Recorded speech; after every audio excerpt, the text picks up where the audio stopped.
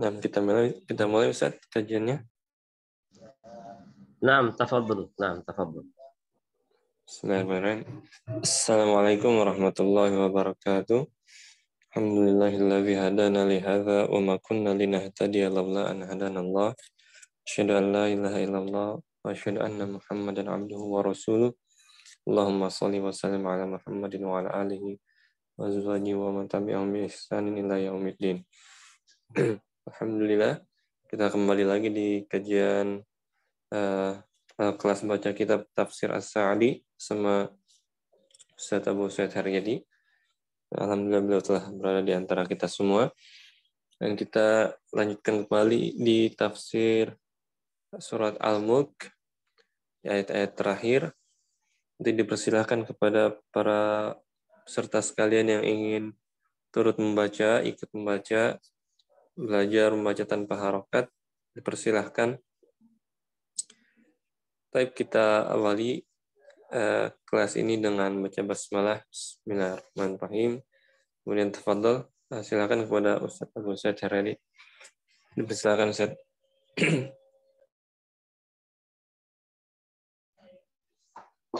Naam. Bismillahirrahmanirrahim. Assalamualaikum warahmatullahi wabarakatuh. Innal hamdalillah nahmaduhu wa nasta'inuhu wa nastaghfiruh wa na'udzu billahi min syururi anfusina wa sayyiati a'malina. May yahdihillahu fala mudhillalah wa may yudlil fala hadiyalah. Asyhadu an la ilaha illallah wahdahu la syarikalah wa asyhadu anna Muhammadan abduhu wa rasuluhu la nabiyya ba'dah. Ya ayyuhalladzina amanu taqullaha haqqa tuqatih wa la tamutunna illa wa antum muslimun. Fa inna asraqal hadits kitabullah wa khairal hadi Muhammad sallallahu alaihi wasallam wa syarrul umuri muhdatsatuha wa kullu muhdatsatin bid'ah wa kullu bid'atin dhalalah wa kullu dhalalatin finnar. Amma ba'du. Falhamdulillah, segala puji bagi Allah Ta'ala, kita dapat melanjutkan kajian kita pada pagi hari ini dengan tema atau dengan pembahasan tafsir As-Sa'di dalam surat Al-Mulk. Kita masih dalam surat Al-Mulk, masih pada juz 29, ya. Karena kajian kita ini tidak ada target yang seperti di sekolah-sekolah, di kampus-kampus. Kita kajian umum, yang penting kita mendalami surat-surat yang ada pada juz 29, ya. Kita berusaha untuk memahami itu semua. Dan alhamdulillah kita sudah sampai pada ayat yang terakhir, yaitu ayat 30. Ya, qala Allahu subhanahu wa ta'ala, qul ara'aytum in asbaha ma'ukum ghawra faman ya'tikum bima'in ma'in. Ya. Katakanlah, ara'aytum. Ya, apakah kalian tidak melihat? In asbaha ma'ukum, jika air kalian itu ghawra, menjadi kering. Artinya jika bumi itu menjadi kering, air tidak ada, musim kemarau, tidak ada air. Ya, sebagaimana di tanah Arab Saudi atau tanah Jaziratul Arab yang susah air. Fama ya'tikum bima'in ma'in. Siapakah yang akan mendatangkan kepada kalian air yang banyak, atau air yang mengalir atau mata air. Nah, itu merupakan ayat yang terakhir pada surat Al-Mulk kita bahas hari ini. Insya Allah kita akan habiskan surat Al-Mulk, dan pertemuan berikutnya akan kita mulai, ya, dengan surat An-Nun atau surat Al-Qalam. Atau hari ini insya Allah kalau cepat kita bahas surat berikutnya. Nah, dengan ini kita persilakan kepada semua ikhwah yang mau mencoba untuk membaca tafsirnya sesuai yang sudah dipaparkan di layar. Silakan. Yang terakhir ini yang ya pada halaman 1863, yaitu ya ini dia. Silakan ya ikhwah semua yang mau membaca, tafadhol. Nah, ya. Silakan bagi ikhwah yang mau membaca tafsirnya. Silakan.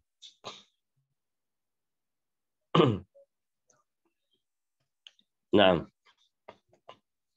ada yang mau mencoba?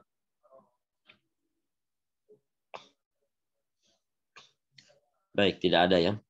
La ba'sa bihi. Ya. Ini hanya latihan membaca. Adapun acara inti kita adalah membaca tafsir atau mempelajari tafsir atau menjelaskan tafsir.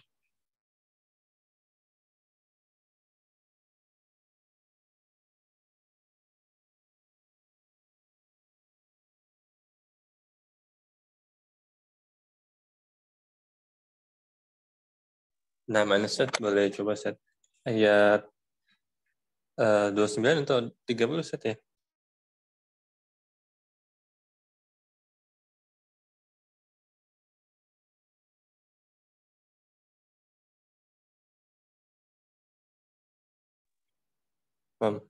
Apaan Ustaz? Suaranya hilang Ustaz.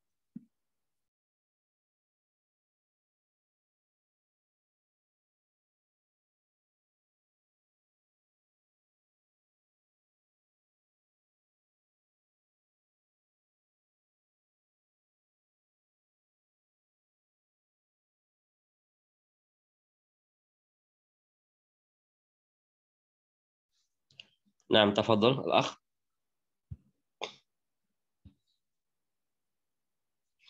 Al-Kaf mau mencoba? Nah Ustaz, Anda coba Ustaz.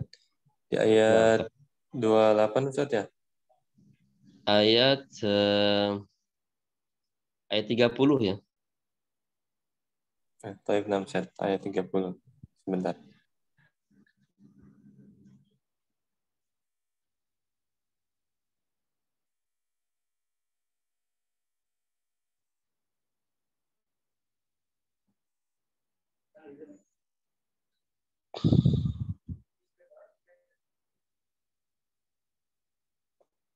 Ya.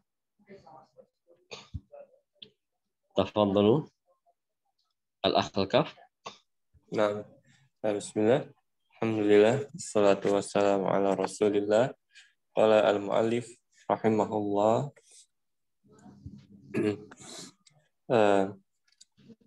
ثم أخبر عن إفراده بالنعم خصوصا الماء الذي جعل الله منه كل شيء حي فقال أرأيتم إن أصبح ماؤكم غورا أي غائرا فمن يأتيكم بماء معين تشربون منه وتسقون أنعامكم وأشجاركم وزروعكم وهذا استفهام بمعنى النفي أي لا يقدر أحد على ذلك غير الله تعالى. Naam, Tafsir surat Al-Mulk walhamdulillah. naam, sahih. Masya Allah. Iya, ada satu kata yang keliru yaitu akhbir. Ya. Akhbir itu dia sebagai fi'il amr. Ya. Karena ayatnya itu mengatakan kul, katakanlah, atau akhbir, kabarkanlah. Nah, Amr yang amr. pertama Ustaz ya? Sahih, fi'il amr dia. Karena dia ya menafsirkan fi'il amr yaitu kul, katakanlah kepada mereka. Ya, jadi fi'il amr. Nah, jazakumullah khairan. Ya, itu dia. Kita coba bahas ya ayat yang terakhir dari surat Al-Mulk. Qala mu'allif rahimahullah. Summa akhbir Ya, kemudian kabarkanlah, ya, kabarkan kepada seluruh manusia, seluruh umatmu, ya, umat Nabi Muhammad, karena umat itu ada dua macam. Umat itu ada dua macam. Ada namanya umatud dakwah, umat yang sampai dakwah kepada mereka. Ya, seluruh manusia yang telah sampai dakwah Nabi kepada mereka, apakah dakwah itu Nabi yang sampaikan, atau sahabat yang sampaikan, atau ulama yang sampaikan, atau dai yang sampaikan, atau kaum muslimin yang menyampaikan. Yang penting dakwah Nabi sudah sampai. Itu namanya ummatud dakwah. Umat yang sudah sampai dakwah kepada mereka. Masalah mereka terima atau tidak, ya, itu urusan nanti. Allah yang menentukan. Karena ya Allah mengatakan wa innama 'alaikal balagh wa 'alainal hisab. Wahai Nabi, tugasmu hanya menyampaikan, tapi yang menentukan hanya Allah Ta'ala. Allah menentukan orang itu masuk Islam atau tidak dengan hidayah taufiknya. Itu Allah, itu peran Allah Ta'ala yang tidak ada sekutu baginya. Ya, adapun ya hidayah menjelaskan, menyampaikan kebenaran itu hidayah juga. Itu ya Allah juga berperan, Nabi juga berperan, dan semua kaum muslimin berperan dalam menyampaikan kebenaran.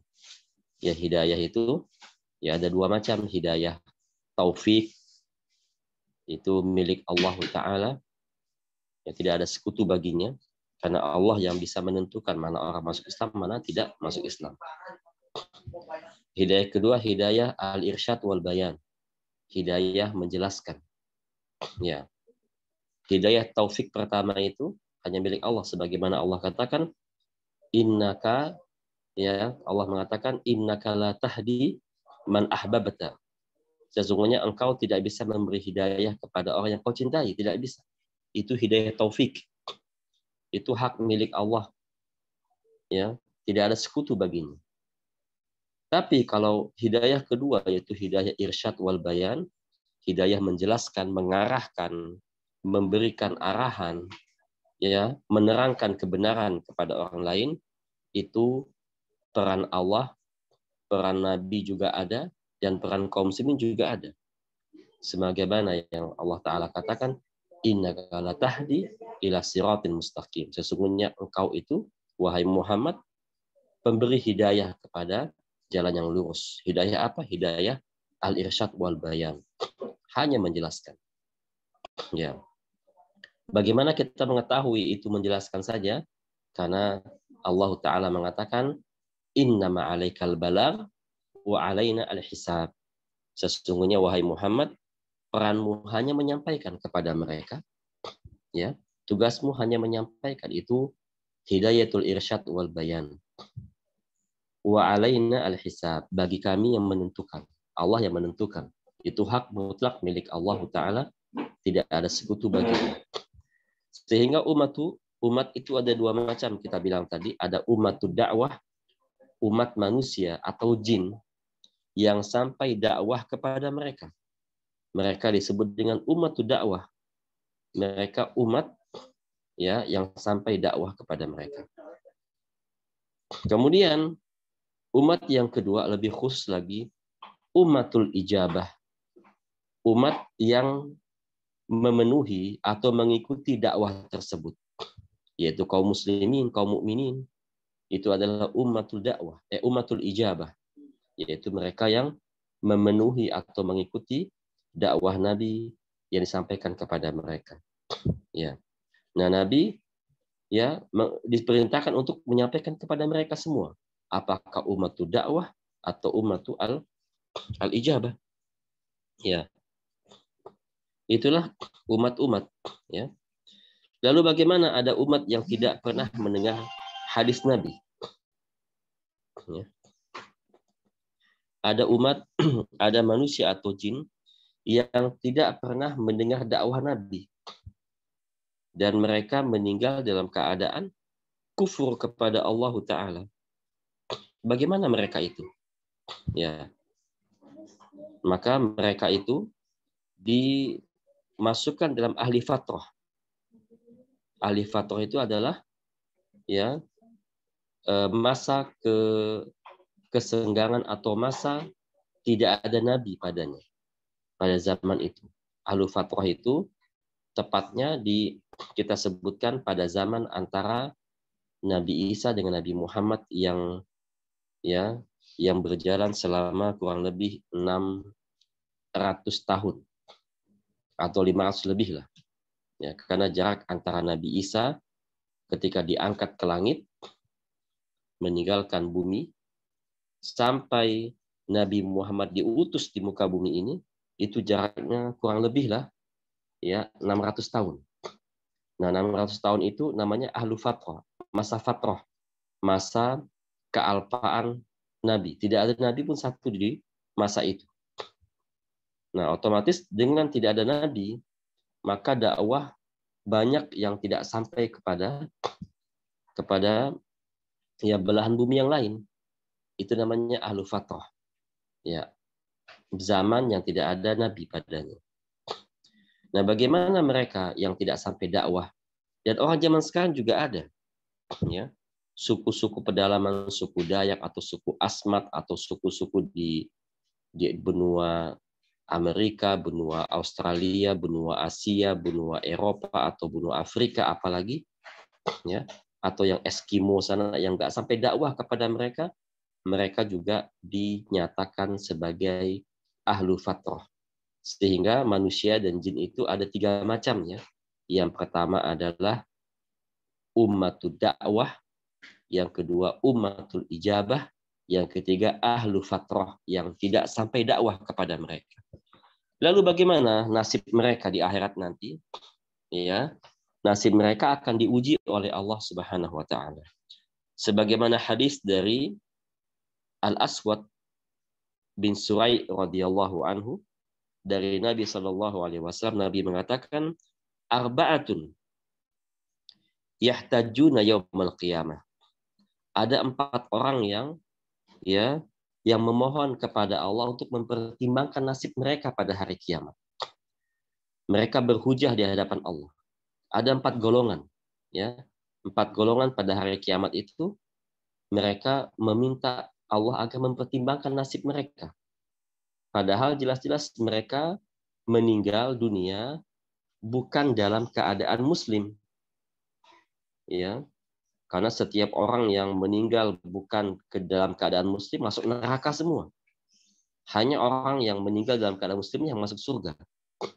Tapi ada 4 golongan orang yang meninggal dalam keadaan non-muslim, tetapi mereka masih bisa mengajukan pertimbangan, permohonan, agar Allah mempertimbangkan nasib mereka. Ada 4 golongan, kata Nabi.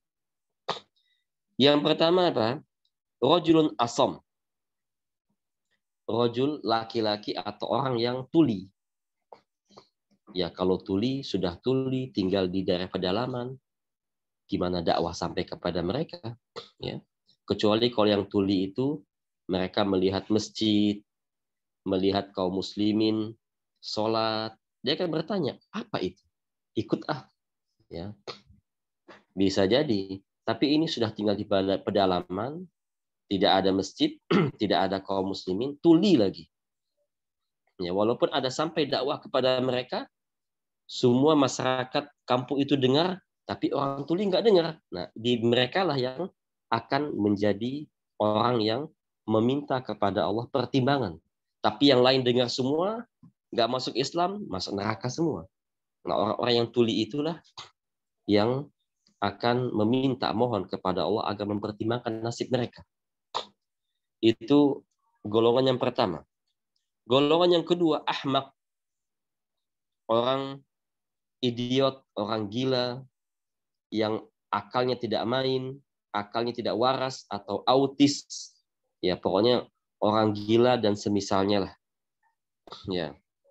Nah, ini juga ya, dia juga dipertimbangkan nasibnya. Nah, kalau orang gila ini, dia gilanya dari sebelum balik, ya, orang gila ini, kalau dia gilanya dari sebelum baligh, ya, lihat bapak ibunya. Kalau bapaknya muslim, maka dia dianggap sebagai muslim, meninggal masuk surga dia. Ya. Kalau dia gilanya dari sebelum baligh. Tapi kalau gilanya dia sudah baligh, ya afwan. Tapi kalau bapaknya bukan muslim, dia gila dari sebelum baligh, bapaknya bukan muslim, ibunya juga bukan muslim. Bagaimana ini di hari kiamat? Ini dia. Ini yang kita bicarakan. Ya. Lalu bagaimana kalau orang gilanya setelah balik?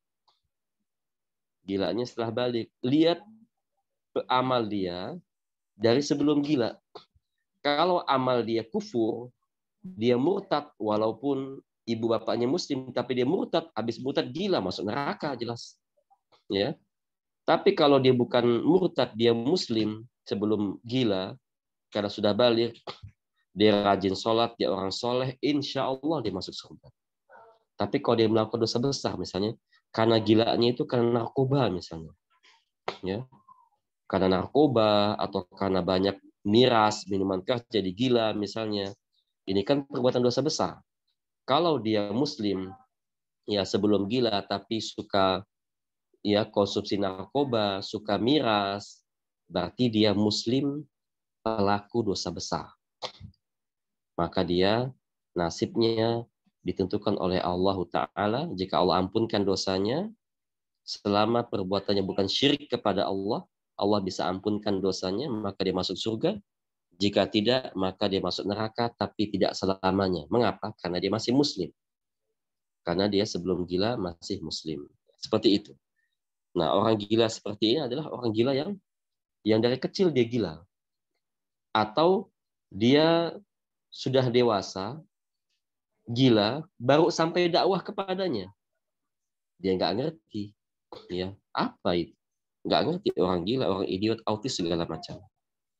Yang ketiga, golongan ketiga yaitu laki-laki orang yang sudah tua, pikun, sudah tua jompo, ya, diajak komunikasi nggak paham, orang mudeng gitu ya, sudah tua.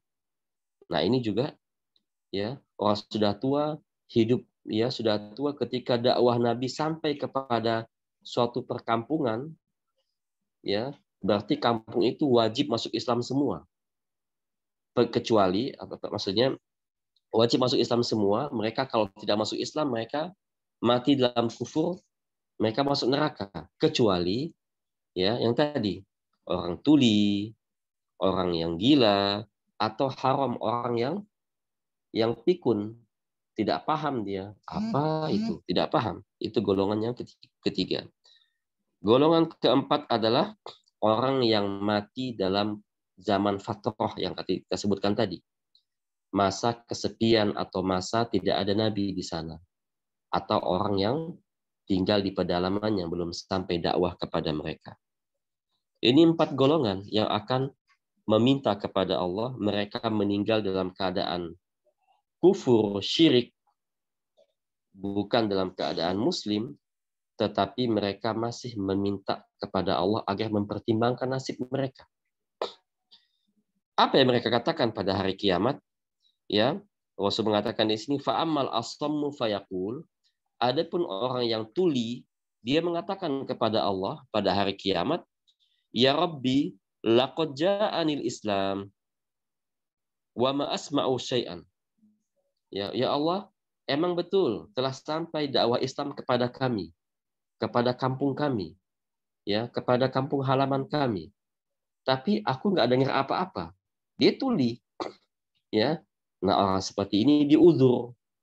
Walaupun dia meninggal dalam keadaan non-muslim, ya karena dia tuli, sudah sampai dakwah kepadanya, tapi dia tuli, nggak dengar apa-apa, ya dia diuzur oleh Allah Ta'ala. Oh iya, satu diuzur. Wa amal ahmaku fayaqul, adapun orang gila, orang idiot, ya, ia mengatakan, ya, Rabbi qad ja'al Islam. Ya, wahai Tuhanku Allah Ta'ala, benar Islam sudah datang ke kampung halaman kami, betul. Ya. Wasibiyanu yahdaquni bil ba'ri, tetapi yang aku alami apa?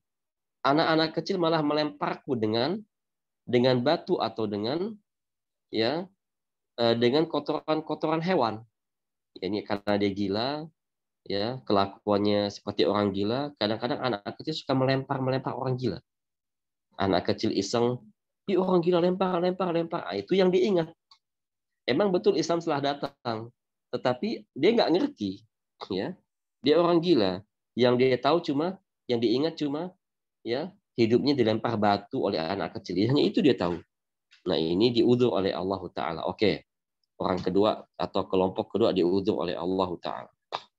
Yang ketiga, wa ammal haram, adapun orang yang sudah tua jompo, fayaqul, ia mengatakan kepada Allah, Rabbi, laqad Islam, benar Islam telah datang kepada kami, kepada kampung halaman kami, betul.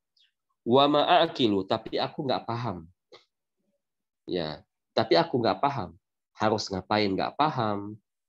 Terus apa yang disampaikan nggak paham. Cara masuk Islam juga nggak paham. Karena sudah pikun, sudah tua. Lain halnya dengan orang yang masih muda. Segar pikirannya diarahkan, paham, langsung jalankan. Sehingga dengan ketidakpahaman dia itu pun dia mati dalam keadaan non-muslim. Tetapi ada alasan. Dia haram, dia orang tua. Kemudian wa ammal ladzi mata fil fatrah, adapun yang keempat, orang yang meninggal dalam keadaan atau dalam zaman fatrah, zaman ketidak ada nabi di sana, atau orang yang zaman sekarang yang tidak sampai dakwah kepadanya, seperti suku Dayak pedalaman, suku Asmat, suku di Irian Jaya, di benua Afrika, Australia, Amerika dan segala macam. Itu semua benua ada orang-orang yang tidak sampai dakwah kepada mereka. Mereka berkata pada hari kiamat, Rabbi, wahai Tuhanku, ma'atani laka rasulun. Wahai Allah, tidak ada satupun rasul atau dai datang kepada kami. Bagaimana kami mau beriman? Kalau ada datang kepada kami, mungkin kami masih bisa mempertimbangkan itu. Tapi nggak ada.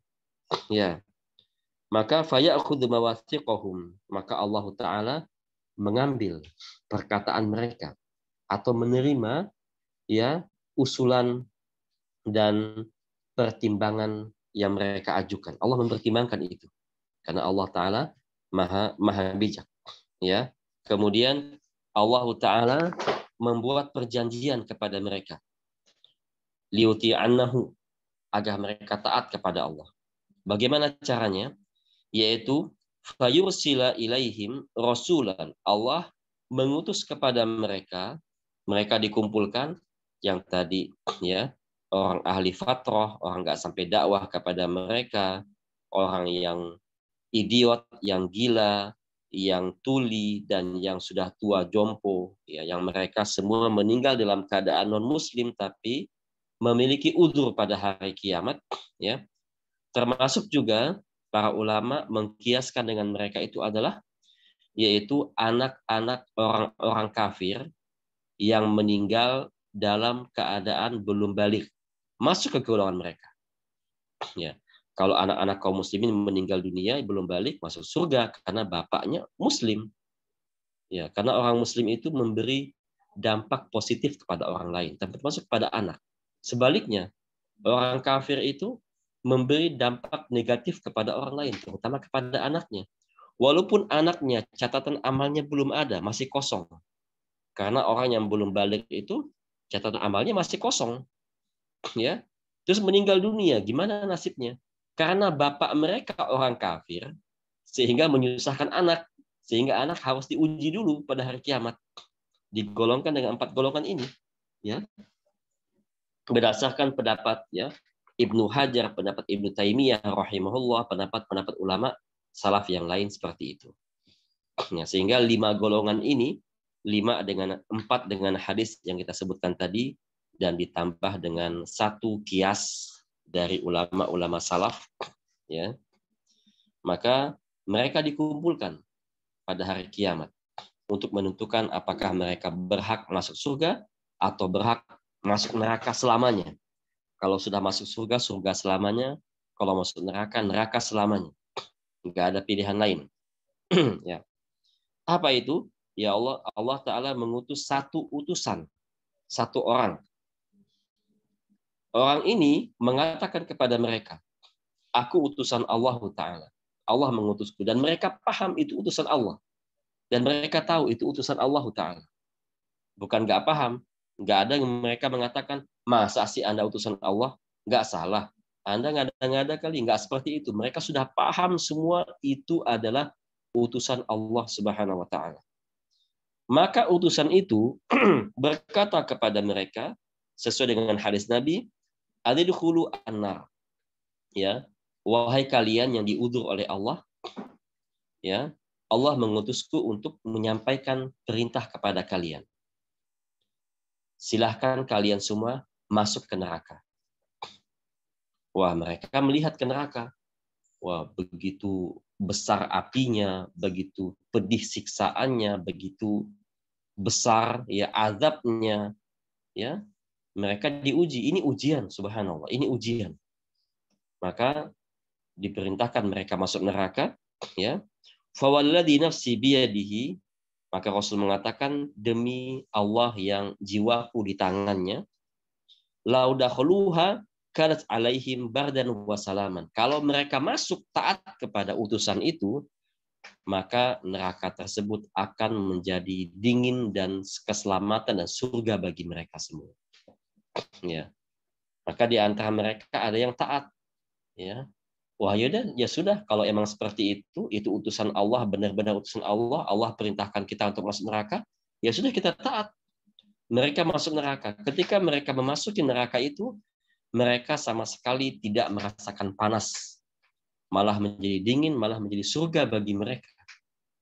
Karena apa? Itu terbukti bahwa ketika di dunia, ketika ya dakwah datang kepada mereka, terbukti mereka mau menerimanya.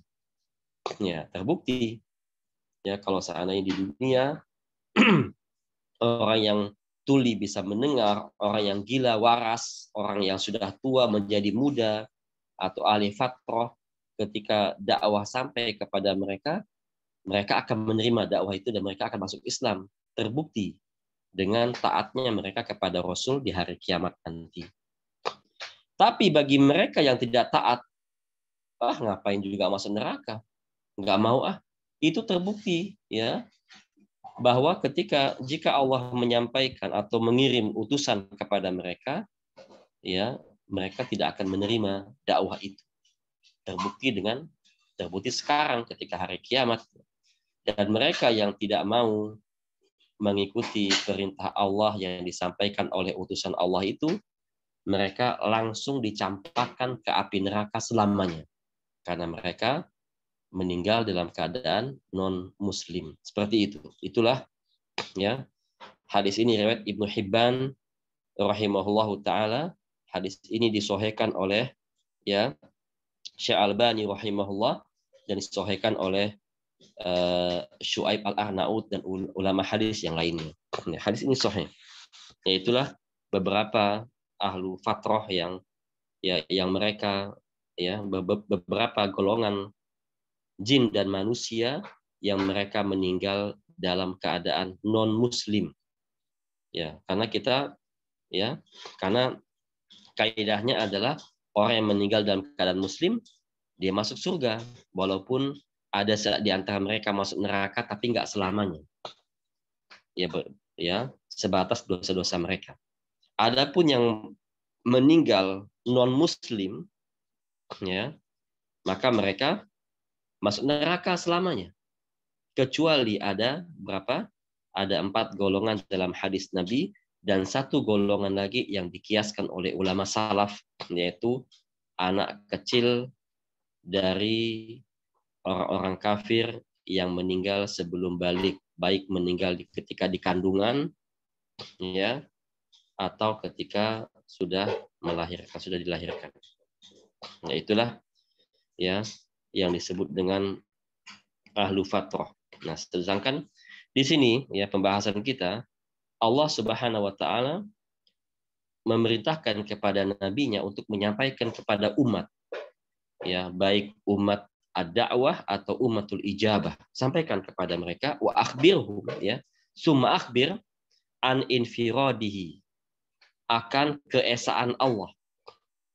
Akan keesaan Allah terhadap memberi nikmat kepada hamba. Allah Maha Esa memberi nikmat. Allah adalah Ar-Razik, pemberi rizki. Adapun malaikat yang ditugaskan itu hanya sementara, hanya perantara saja. Ya, malaikat yang ditugaskan untuk menurunkan hujan, memberikan rizki itu hanya sebagai perantara. Tetapi peran yang utama itu adalah Allah Subhanahu wa Ta'ala. Ya. Termasuk juga anak-anak yang diberi nafkah oleh orang tua sehingga anak itu mendapatkan rezeki dari Allah, ya. Orang tua itu hanya sebagai perantara. Maka dari itu jangan sampai orang tua itu memiliki apa? Memiliki rasa berjasa yang sudah kita bahas pekan lalu, ya. Tidak boleh kita merasa berjasa. Karena jasa itu milik Allah Ta'ala. Kita hanya sebagai perantara. Sehebat apapun pengorbanan dan pemberian kita kepada anak, kepada istri, atau kepada saudara-saudara, kepada orang tua, jangan pernah merasa berjasa. Karena peran kita apa? Cuma sebagai perantara. Ya, walaupun perantara, tetapi ada pahalanya. Ya, ada pahalanya. Tetapi ya, peran kita harus dijaga. Jangan sampai kita melampaui batas. Ya. Cukup meminta pahala di sisi Allah, tetapi jangan pernah merasa berjasa. Ya. Nah, rezeki itu dari Allah Ta'ala semuanya. Infiraduhu bin ni'am. An infiradihi bin ni'am. Itu jelaskan wahai Muhammad kepada umat akan keesaan Allah dalam memberi nikmat. Allah Maha Esa dalam memberi nikmat. Hanya Allah wahdahu. Allah saja. Allah Maha Esa dalam memberi nikmat. Adapun selain Allah itu hanya sebagai perantara. Khususnya al-ma'u. Khususnya air. Mengapa air? Ya. Sebagaimana yang dikatakan oleh sebagian orang, air itu sumber kehidupan katanya. Ya. Air itu dengan ada air, di mana tempat ada air, insya Allah sana ada kehidupan. Minimal ikan yang hidup. Hewan-hewan yang hidup. Karena semua hewan atau semua makhluk hidup butuh air.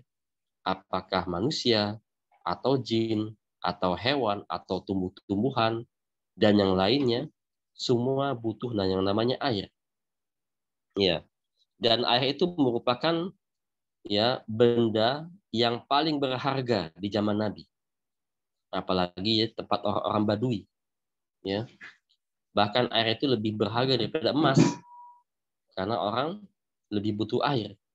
Nah, inilah hikmah mengapa Allah Subhanahu wa Ta'ala mengutus nabinya di tempat yang kering, tempat yang tandus, padang pasir.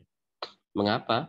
Yaitu karena dengan diutus nabi di tempat yang kering, banyak keringanan-keringanan yang Allah berikan kepada kaum muslimin, ya. Seperti tayamum, kalau orang harus mandi besar, habis junub atau habis haid atau habis nifas, harus mandi besar. Ya, kalau tidak ada air, maka boleh tayamum. Mengapa? Karena Nabi hidup di tempat yang susah air. Maka syariat Muslim itu dimudahkan, banyak yang dimudahkan daripada syariat yang lain. Ya. Al-ma'u alladzi ja'alallahu minhu kulla syai'in hayy. Nah, di sini alma, air yang Allah Ta'ala menjadikan segala sesuatu menjadi hidup.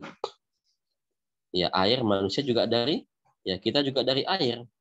Allah menciptakan manusia ada tiga komponen, 3 macam. Ada yang dari tanah, yaitu seperti Nabi Adam, dan Nabi Isa alaihissalam juga dari tanah. Mengapa dari tanah? Karena tidak ada proses pernikahan. Ya, Adam, bapak ibunya nggak ada. Nabi Isa, ibunya ada, tapi bapaknya nggak ada. Bagaimana terjadi proses pernikahan? Tidak ada. Maka itu dari tanah. Hawa dari apa? Dari tulangnya Nabi Adam, tulang rusuknya Nabi Adam. Ya, karena tidak ada proses pernikahan. Baru manusia setelahnya diciptakan dari air, yaitu air mani. Ya, air mani. Ya. Kita kaum muslimin jangan malu mengatakan air mani. Ya, sebaiknya kita tidak mengatakan sperma, ya. Kita katakan air mani. Mengapa demikian? Karena air mani itu merupakan bahasa yang paling baik dan paling tinggi, ya, paling beradab bahasa, ya, air mani itu. Mengapa kita katakan paling tinggi, paling baik, paling beradab?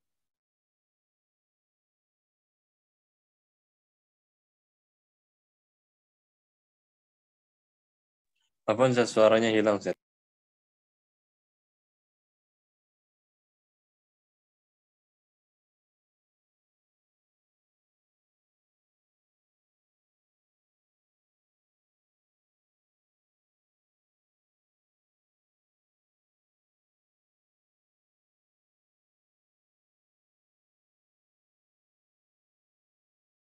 Masih belum ada suaranya, Ustaz.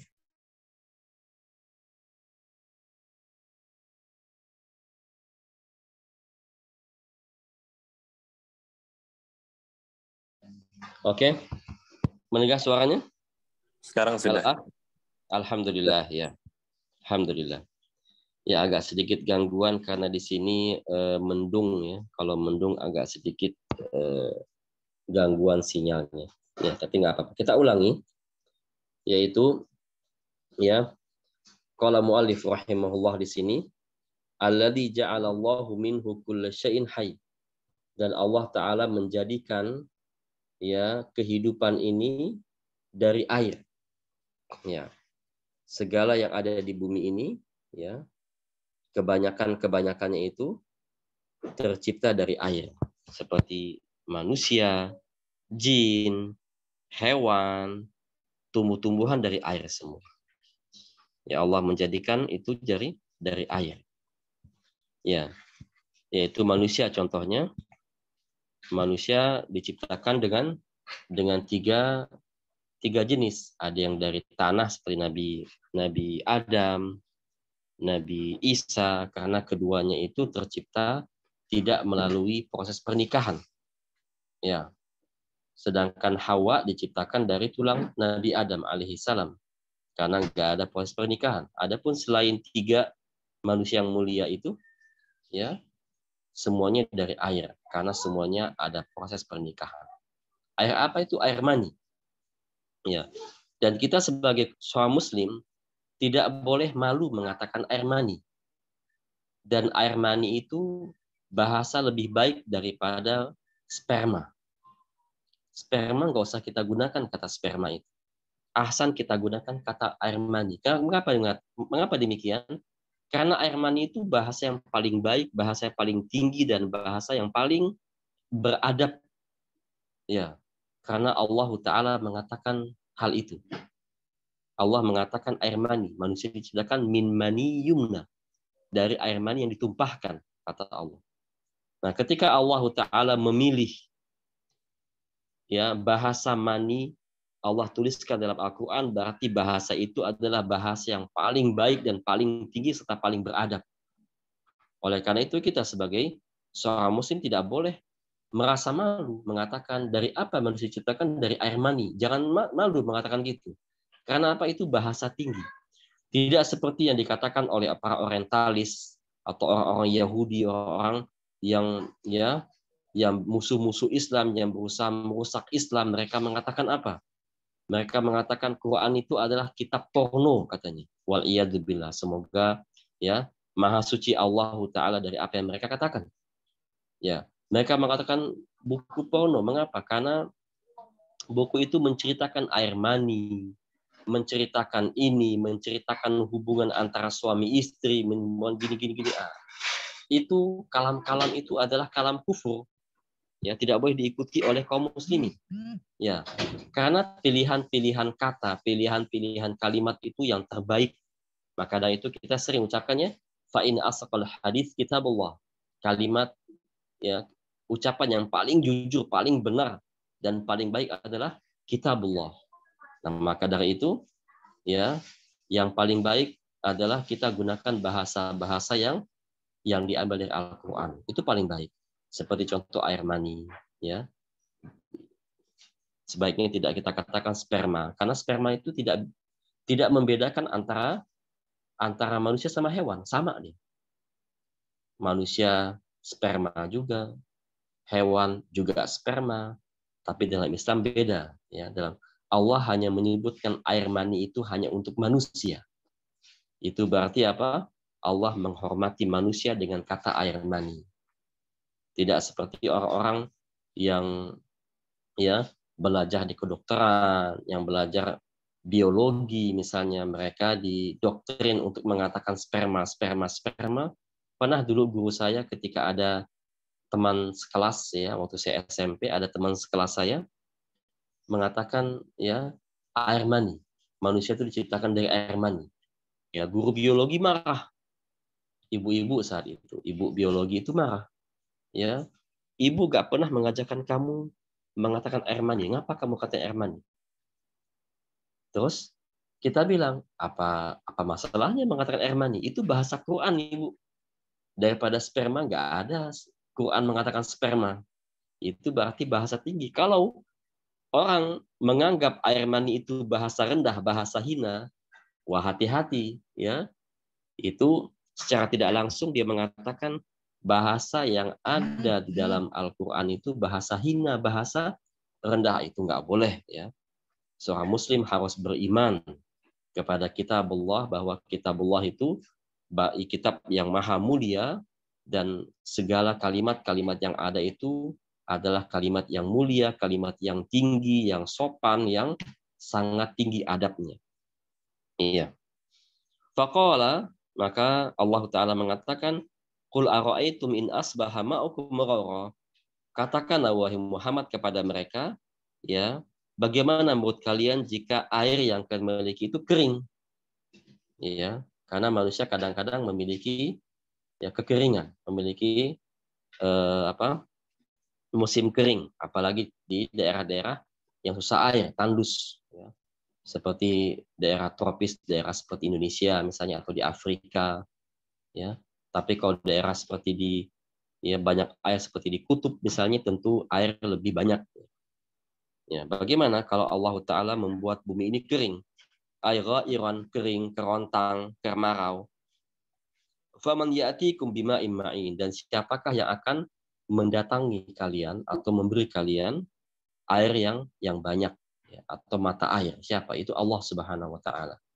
Ya, contohnya ketika kita dengar ya cerita tentang Nabi Ismail, tentang ibunya Hajar ditinggal oleh bapaknya yaitu Ibrahim alaihissalam, tempat yang enggak ada air, kemudian ya timbullah mata air yang kita sebut dengan Zam-Zam. Air itu tidak kering sampai sekarang adanya, padahal jarak antara Nabi Ibrahim, Nabi Ismail dengan Nabi Muhammad itu kurang lebih berapa tahun? 5.000 tahun.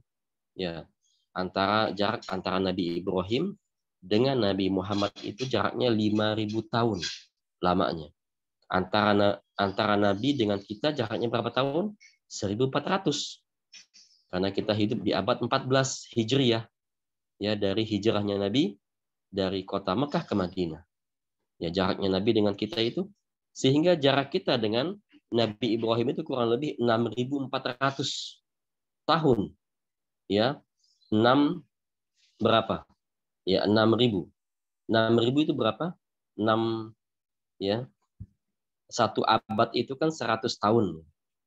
Berarti kalau 6.000 ya 64 ya. 64 abad. Subhanallah, 64 abad. Tapi airnya masih ada sampai sekarang. Ya, itu kekuasaan Allah Subhanahu wa taala. Ya. Kemudian tasrabuna minhu, yang dapat kalian minum dari air tersebut. Karena intinya air adalah untuk kita minum karena kebutuhan manusia. Walaupun air itu tidak digunakan untuk mandi, untuk wudhu, minum yang lebih utama. Bahkan kalau orang yang safar tidak mendapatkan banyak air kecuali untuk minum saja, boleh dia dengan bertayamum. Atau orang yang musim kemarau, ketika musim kemarau tidak ada air sama sekali, hanya ada air di panci buat minum, maka nggak boleh pakai buat wudhu. Kalau wudhu kehausan, maka utamakan minum. Wudhu bisa diganti dengan tayamum. Ya, wa taskuna, an'amakum. Kalian bisa memberi minum kepada ya hewan-hewan kalian. Manusia punya hewan beri minum dengan air. Jin juga punya hewan minum dengan air. Ya, jin itu punya hewan. Ya, mereka juga ketika Idul Adha kemarin mereka juga nyembelih hewan. Nyembelih onta, nyembelih sapi, nyembelih kambing dan sejenisnya. Ya, tetapi bentuk hewan mereka tidak bisa kita prediksi seperti apa. Ya, bagaimana bentuknya wallahu a'lam. Wa asjarakum, dan menyiram pohon-pohon kalian. Menyiram padi, menyiram gandum, menyiram jagung, menyiram segala kebutuhan-kebutuhan manusia berupa tumbuh-tumbuhan itu dengan air. Ya, wa zuru'akum, dan ladang-ladang kalian. Ladang kita siram dengan air.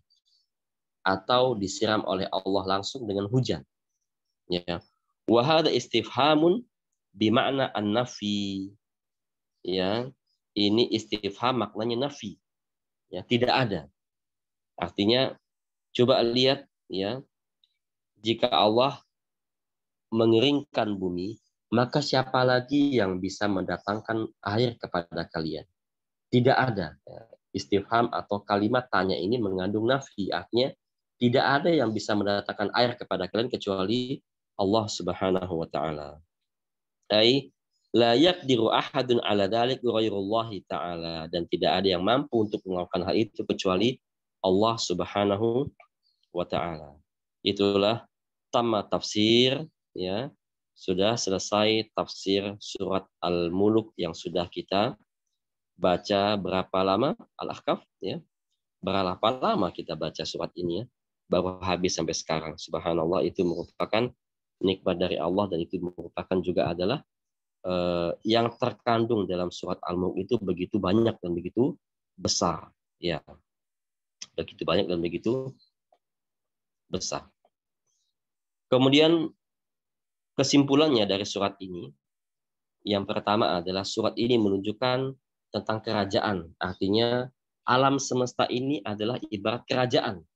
Ada raja dan ada pula prajurit-prajurit dan rakyatnya. Allah sebagai raja, prajurit tentaranya itu banyak. Malaikat, bisa angin, bisa air, bisa batu, bisa api, segala macam tentara-tentara Allah itu.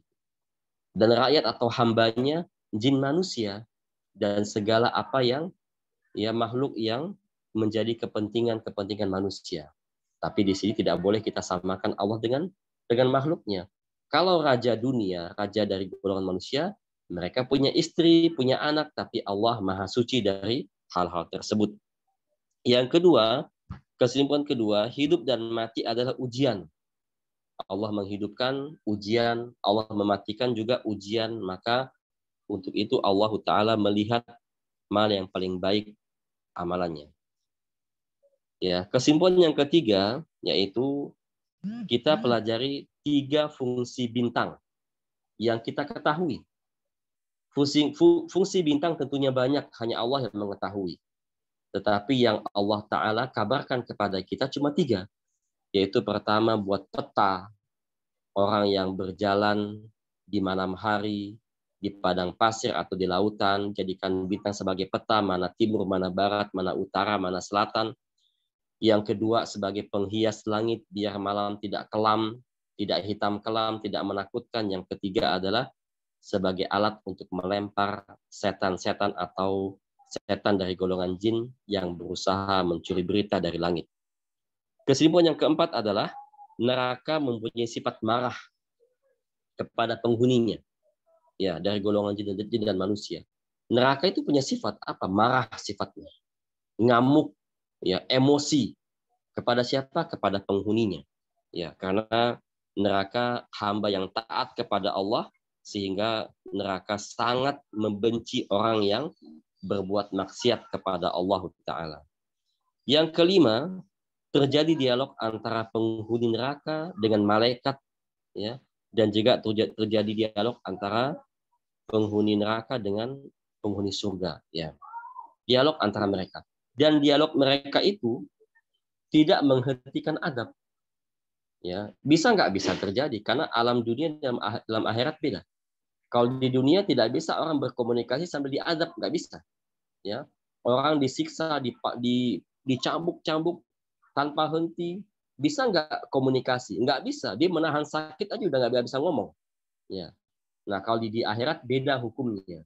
Walaupun mereka bisa bicara, bisa komunikasi, tapi siksaan jalan terus karena hukum akhirat dengan hukum dunia berbeda. Ya. Kemudian yang keenam, takut kepada Allah di saat sendirian. Nah, ini ya yang perlu kita lakukan. Kau dalam keadaan sendirian, takutlah kepada Allah. Dan niscaya dengan takut seperti ini, semoga Allah Ta'ala memberikan ampunan atas dosa-dosa yang kita lakukan selama dosa itu bukan syirik kepada Allah. Kalau syirik harus bertobat kepada Allah Ta'ala. Kemudian yang ketujuh, surat ini menunjukkan bahwa Allah berada di atas arsy, di langit, bukan di mana-mana, tidak seperti dikatakan oleh orang Murji'ah, orang Mu'tazilah, orang Jahmiyah, orang Qadariyah, orang Sufiyah, banyak firqah-firqah Islam yang mengatakan Allah di mana-mana. Itu salah. Akidah dari zaman Nabi Adam sampai Nabi Muhammad sampai ke sahabat-sahabat, semua sepakat Allah itu berada di atas arsy, di langit yang paling tinggi. Tidak ada satupun mereka mengatakan Allah di mana-mana. Ya. Yang kedelapan, pengakuan orang-orang kafir atas kekufuran yang mereka lakukan. Orang kafir mungkin nggak ngaku sekarang lah, saya benar kok, ngapain bertobat, tapi di akhirat mereka mengaku salah. Yang kesembilan, penghuni neraka berjalan dengan wajah mereka.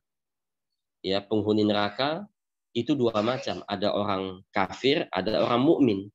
Kalau orang kafir masuk neraka selamanya, orang mukmin yang pelaku dosa besar masuk neraka sementara sesuai dengan perbuatan dosanya.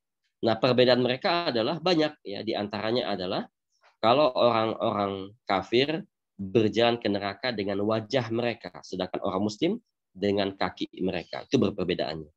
Yang ke-10, tidak ada yang mengetahui kapan terjadinya akhir zaman, tiupan sangkakala pertama, dan hari kiamat.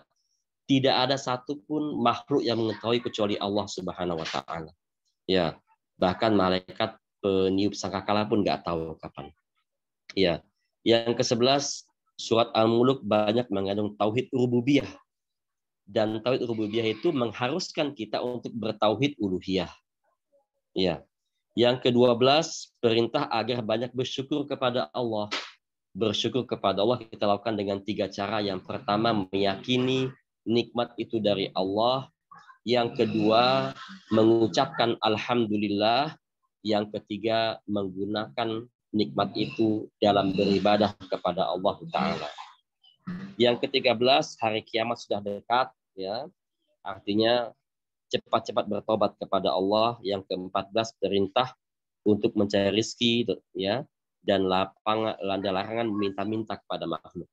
Ya, kita diperintahkan untuk mencari rezeki, mencari nafkah, dan tidak boleh minta-minta kepada makhluk. Dan terakhir adalah yang membaca surat Al-Muluk setiap malam akan dilindungi dari adab kubur. Ya.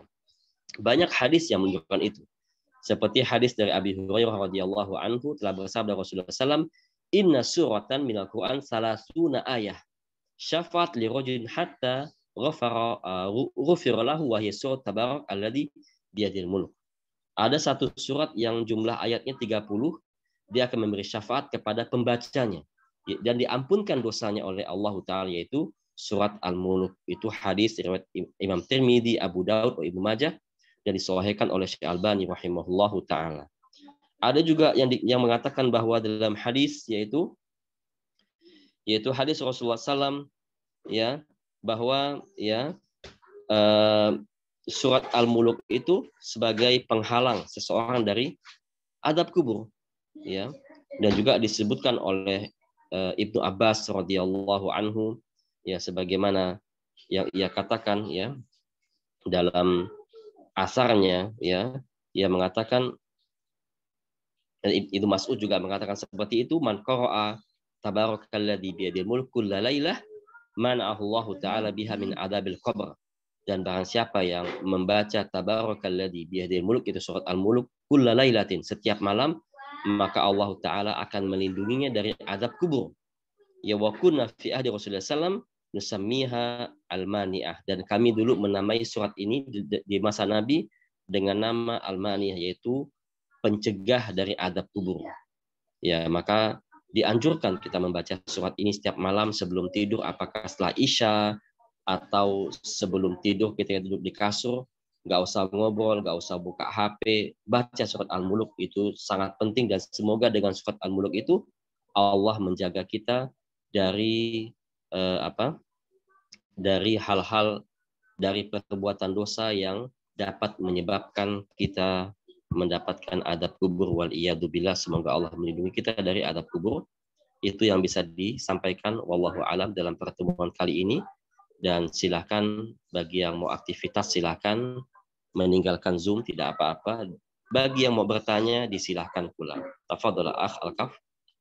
Nah, Ustaz, silahkan yang ingin bertanya boleh langsung buka mikrofon atau tulis di kolom chat, nanti kami bacakan. Nah, Ustaz, ada yang ingin bertanya, Ustaz, tentang yang tadi orientalis. Orientalis itu maknanya apa, Ustaz, ya? Ya, mereka itu ya adalah memahami sesuatu itu dengan kenyataan. Ya, mereka itu memahami sesuatu dengan akal.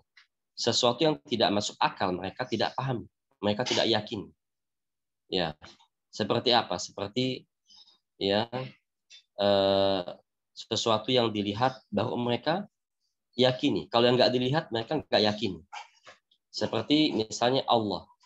Allah, ya, ada seorang universitas, ada sebuah universitas ya menjelaskan kepada mahasiswanya bahwa yang kita lihat itu ada, yang tidak kita lihat itu tidak ada. Ya, maka ia mengatakan Allah kita lihat nggak? Tidak, berarti ini nggak ada, katanya.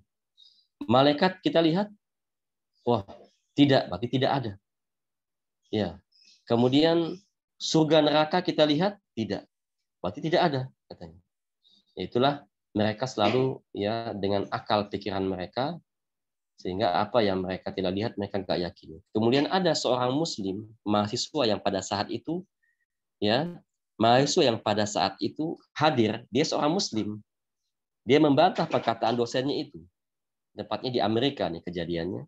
Dia mengatakan, ya dokter, katanya, iya, apakah engkau melihat akalmu dokter? Ya, apakah kau lihat akalmu? Ya, langsung dokter itu terperanjat, terdiam dia.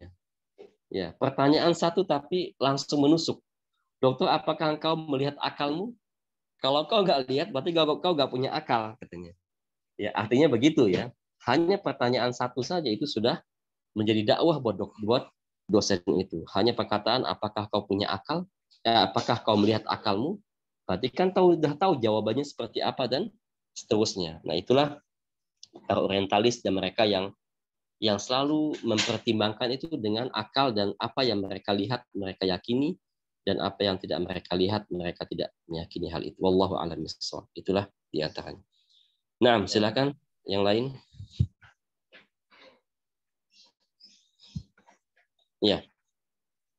Taib, jika tidak ada ya. Itu akhir saja, Ustaz. Taib, di chat ada sesuatu kah? Ya. Tidak ada, Ustaz. Ya, taib. Nah, insya Allah kita akan sambung lagi pekan depan dengan surat Al-Qalam. Sangat nikmat kita kalau membahas surat atau surat-surat yang ada di juz 29 ini mengandung tauhid kepada Allah, ya, mengandung akidah ini sangat, dan juga dalam surat Al-Qalam juga sangat menarik ya, kalau kita mengupas satu persatu ayatnya akan menambah ilmu dan keimanan serta ketakwaan. Semoga Allah Ta'ala menambahkan hal itu kepada kita semua. Kita tutup, subhanakallahumma wa bihamdik asyhadu an la ilaha illa anta astaghfiruka wa atubu ilaik. Wassalamualaikum warahmatullahi wabarakatuh. Waalaikumsalam warahmatullahi wabarakatuh. Terima kasih kepada hadirin yang telah hadir pada hari ini. Insya Allah kita lanjutkan di Selasa depan di jam yang sama tafsir surat Al-Qalam. Terima kasih. Kami undur diri. Assalamualaikum warahmatullahi wabarakatuh. Waalaikumsalam warahmatullahi wabarakatuh.